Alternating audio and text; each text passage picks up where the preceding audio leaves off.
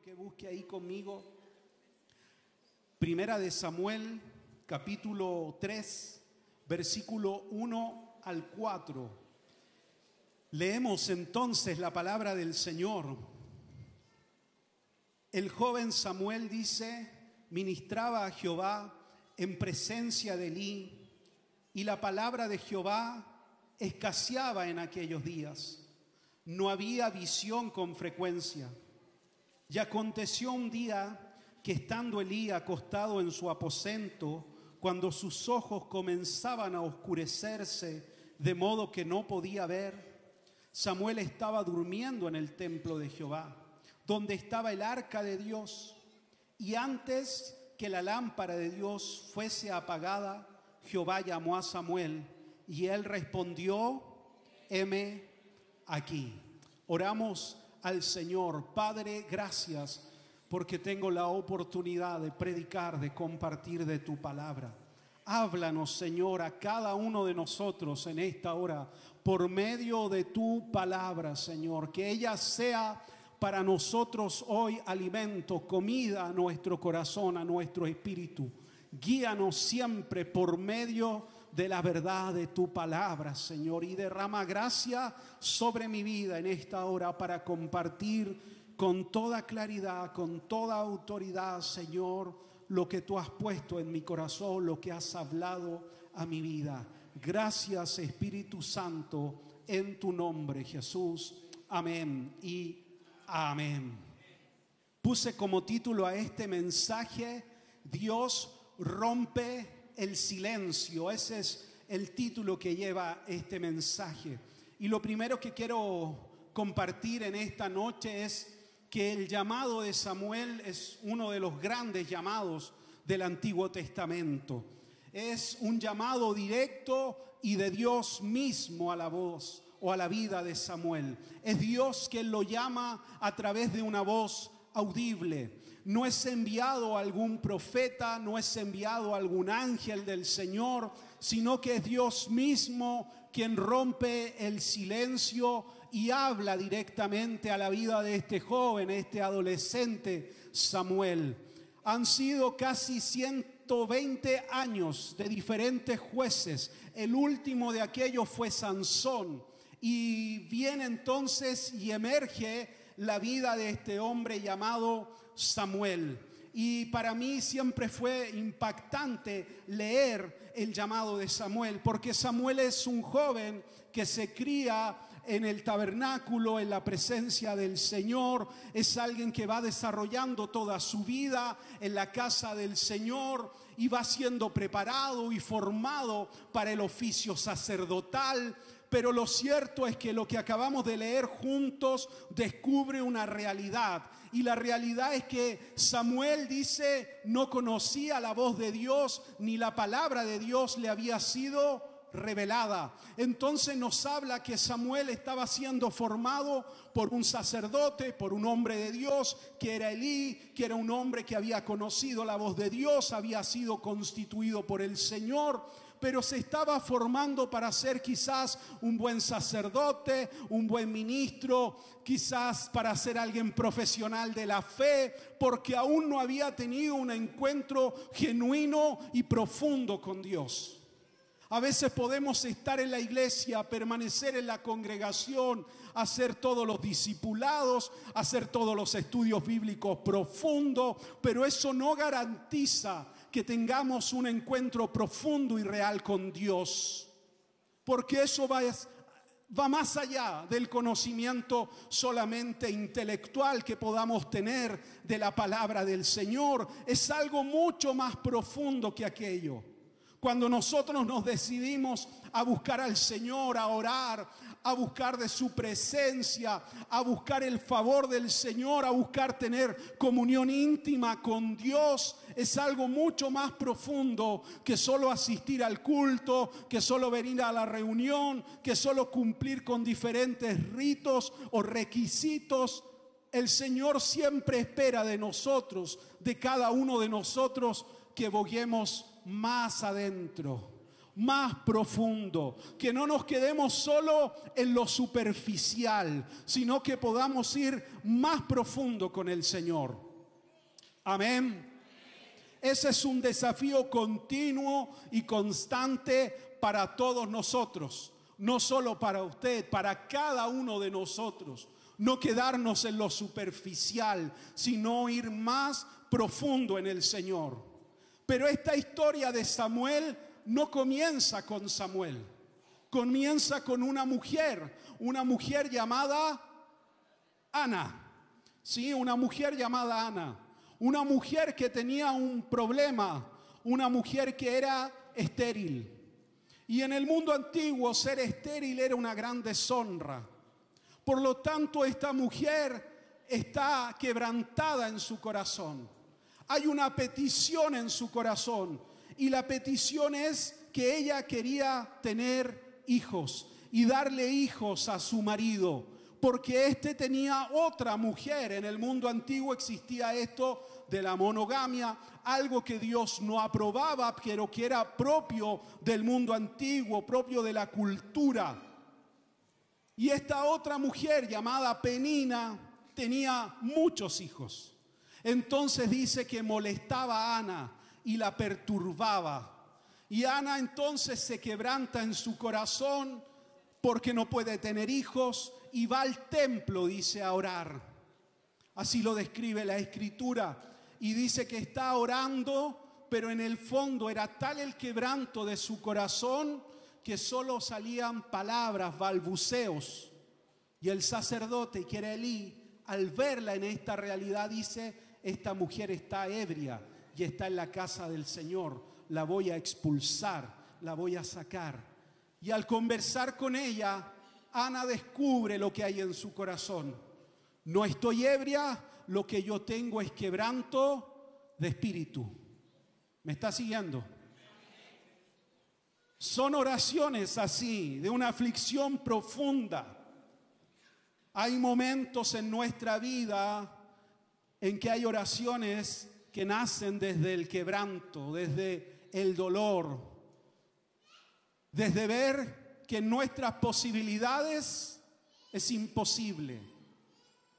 Y son esas oraciones, sí, las que de pronto mueven a Dios a misericordia y derrama gracia sobre lo que nosotros estamos en ese momento pidiendo al Señor.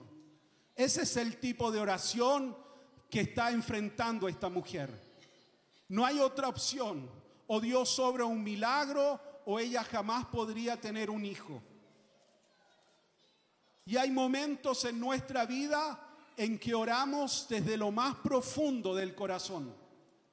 Y cuando son esas oraciones, muchas veces no salen palabras, salen balbuceos. A veces solo es un llanto, un quebranto por lo que estamos viviendo y enfrentando. Pero dice la palabra del Señor, no lo digo yo, que Dios se acerca ¿a quién? Al quebrantado de corazón, al humilde, dice. Aquel que se humilla delante del Señor, Dios se hace cercano y se acerca y inclina su oído a aquel que está en quebranto de corazón. Y eso es lo que sucedió. Dios rompe su estructura y se acerca a esta mujer y la bendice y le da un hijo.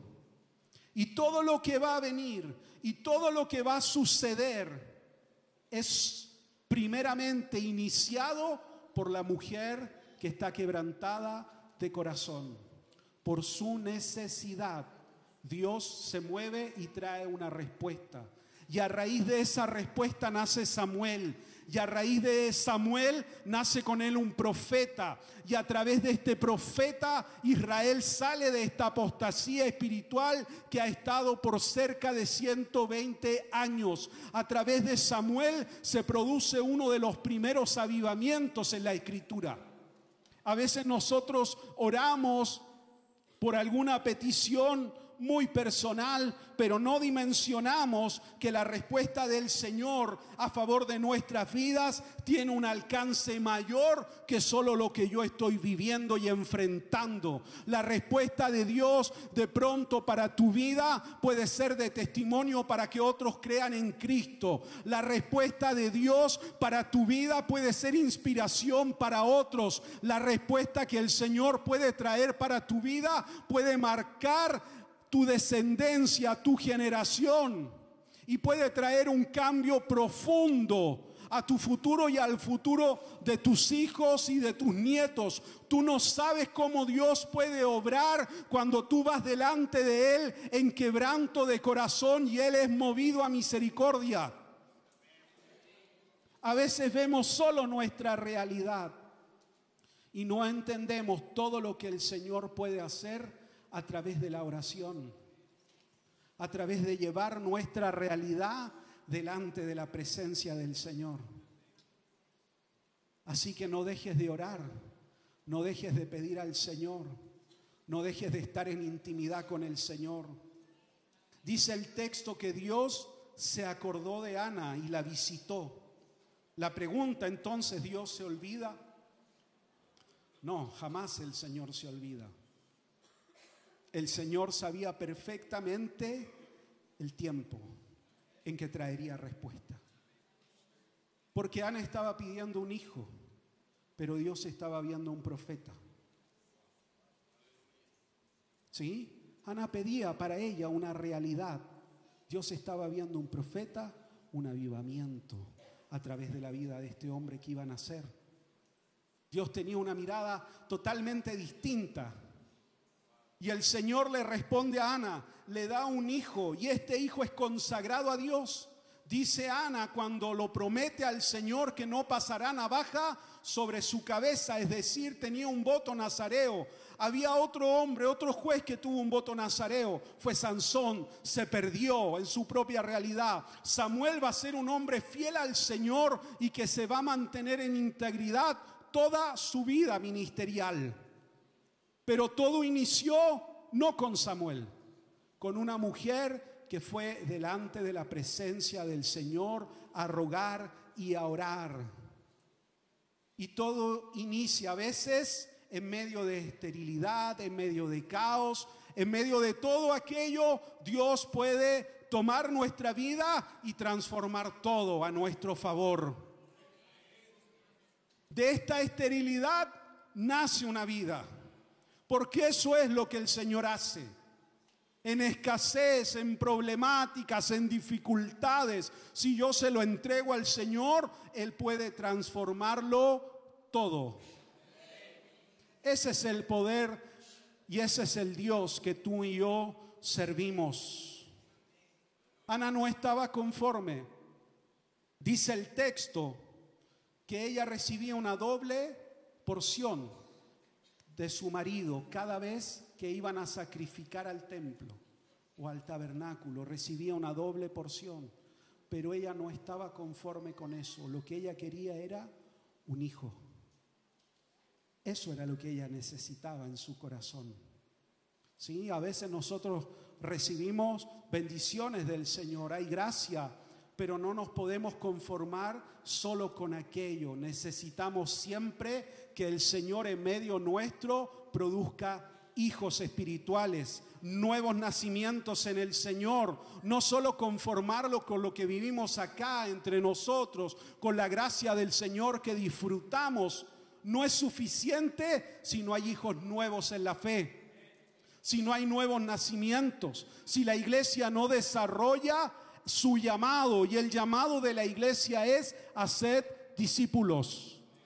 No solo entre nosotros, no solo disfrutar de la gracia y de la bendición de Dios en medio nuestro, sino hacer discípulos. De nada sirve una doble porción, una mayor gracia, si no hay hijos nuevos naciendo cada fin de semana en la iglesia del Señor, porque ese es el propósito para cual fue constituida la iglesia, para predicar a Cristo y para que nuevas personas se encuentren con el Señor. Amén.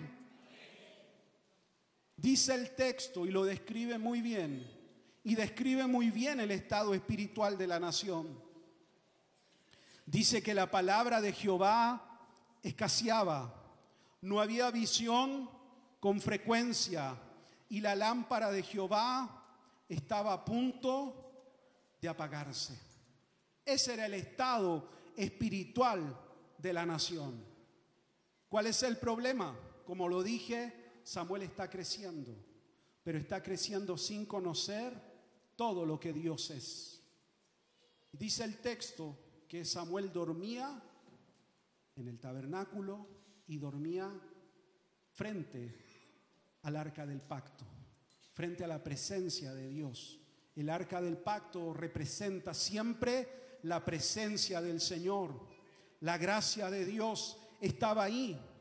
Para Samuel, que creció en el templo, eso era un objeto más dentro de su realidad cotidiana.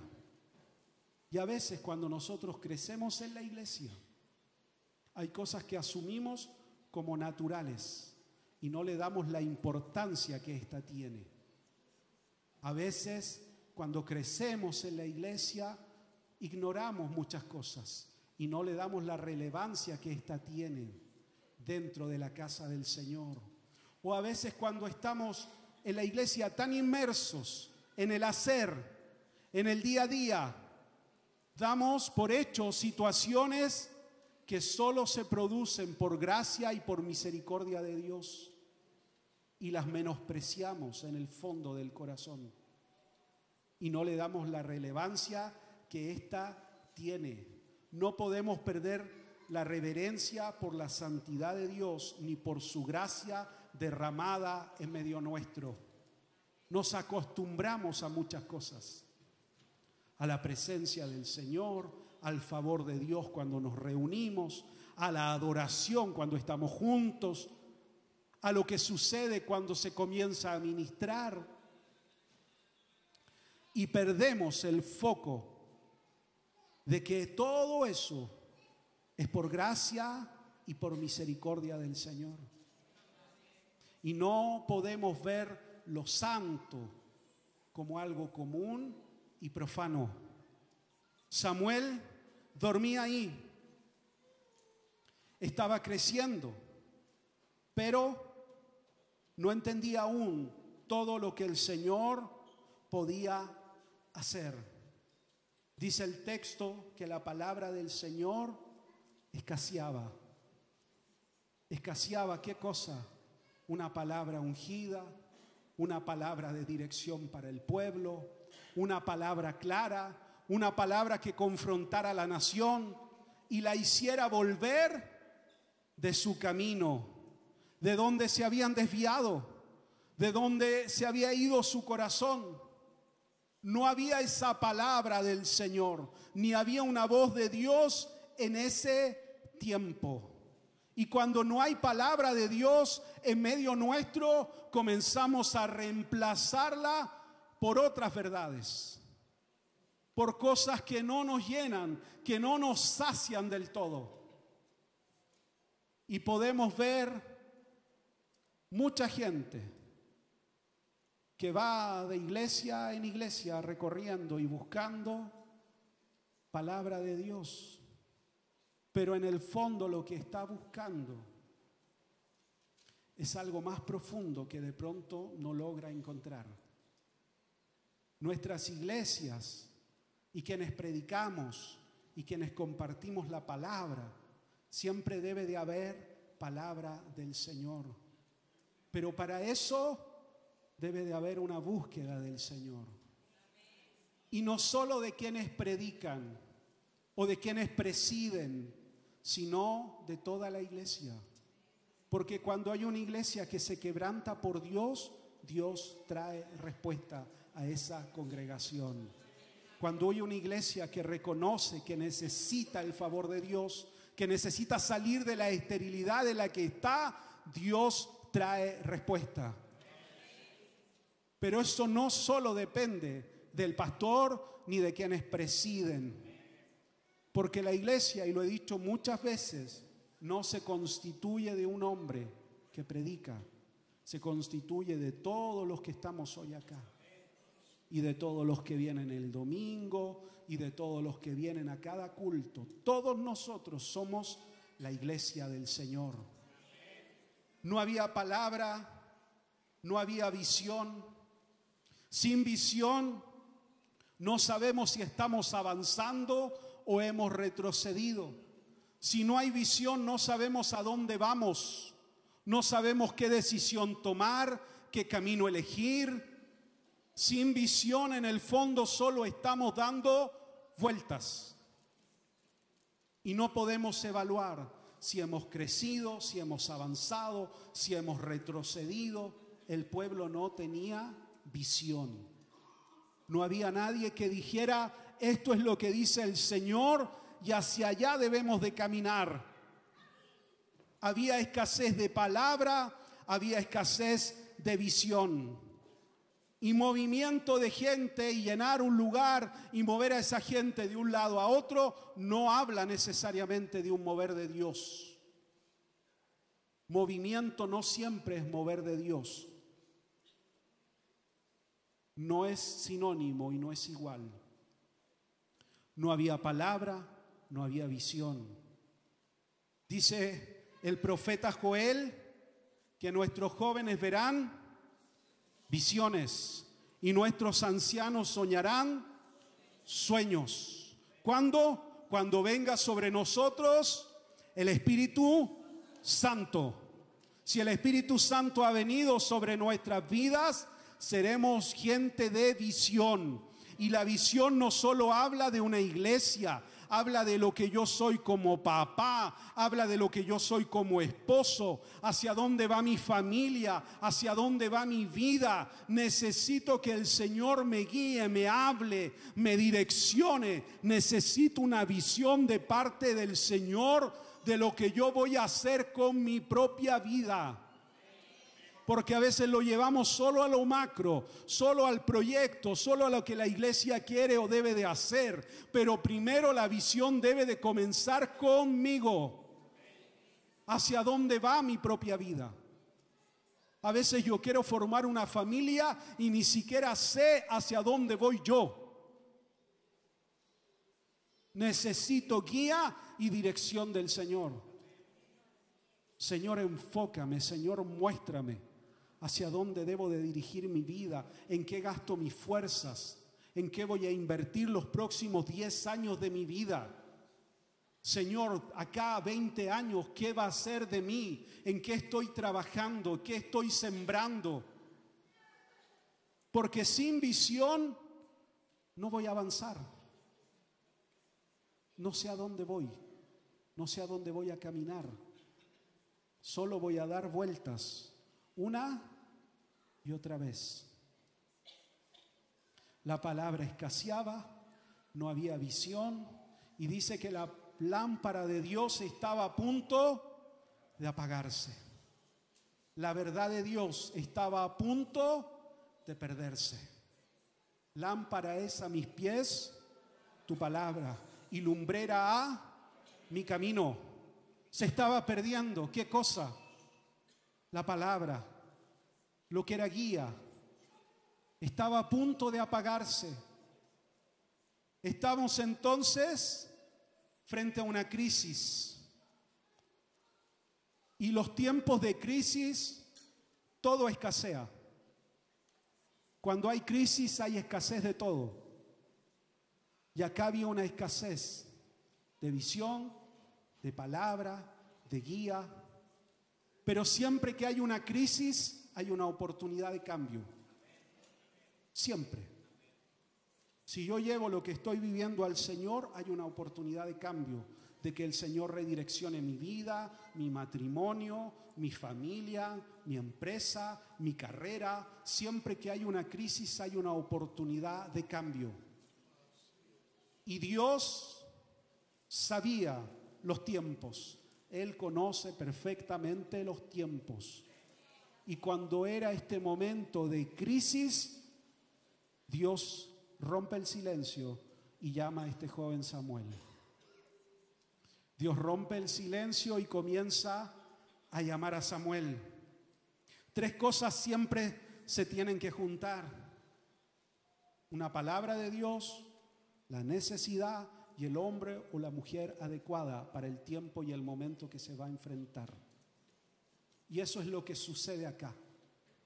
Había crisis, había una promesa del Señor y emerge el hombre de Dios. Lo mismo sucede con Moisés, cuando el Señor lo llama en el desierto. Había una necesidad, había una palabra del Señor que Dios los iba a liberar y estaba el hombre de Dios ahora preparado y formado para el proceso de libertar al pueblo.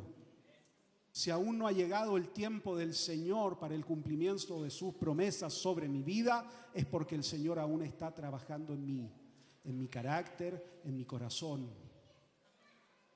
Porque estas tres cosas coinciden. Y es entonces cuando el Señor rompe el silencio y habla a Samuel. Pero Samuel necesitaba guía para entender que era Dios el que lo estaba llamando. ¿Y dónde va? Va donde Elí. Elí era un hombre de Dios. A veces discutimos por los hijos de Elí, pero Elí era un hombre de Dios. Dice la Escritura que después de concebir a Samuel, Ana va donde Elí y lo entrega una vez que lo desteta. Eso es cercano a los 3 años de vida.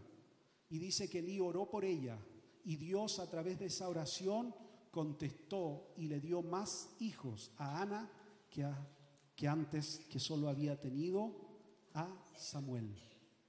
Por lo tanto, Elí era un hombre de Dios, un hombre que conoció y escuchó la voz de Dios. Por eso Elí entiende y le dice: no soy yo el que te está llamando, sino es Dios el que te está llamando. Y le dice: cuando vuelvas a oír la voz, contestarás: habla, que tu siervo oye. Esa debía de ser la respuesta del joven Samuel al llamado de Dios.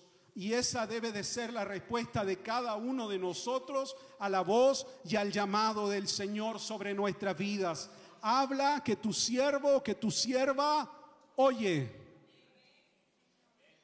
Y eso significa: escucharé y obedeceré tu voz. Por eso le dice: habla, que tu siervo oye. Lo que tú digas, yo haré. Lo que tú me mandes, yo obedeceré. Porque él iba a ser voz de Dios. Y ser voz de Dios no era dar su propia opinión referente a un asunto, sino era transmitir el mensaje de Dios para el pueblo. Y eso es lo que hace Samuel. Fue un hombre fiel a la palabra del Señor sobre su vida. Y fue voz de Dios para el pueblo. Entonces, cuando el Señor nos llame, cuando el Señor te inquiete, cuando el Señor mueva tu corazón, ¿cuál va a ser nuestra respuesta? Habla, que tu siervo oye. O Señor, déjame un poquito más, dame un poquito más de tiempo, déjame arreglar esto, despedirme, dice, de mis padres, dijo Jesús. Voy primero a enterrar a un familiar, dice. Y el llamado del Señor era inmediato. Ahora, sígueme.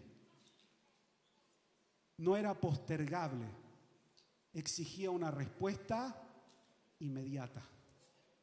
Entonces, cuando el Señor llame, cuando el Señor rompa el silencio, cuando el Señor quiera conversar con cada uno de nosotros en una intimidad mayor, cuando el Señor quiera revelarse en medio de mi crisis, en medio de mi aflicción de una forma mayor, ¿cuál va a ser mi respuesta?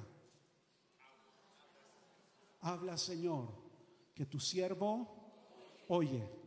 Primero. Después, Señor, obedécete. Porque de nada sirve escuchar y no obedecer.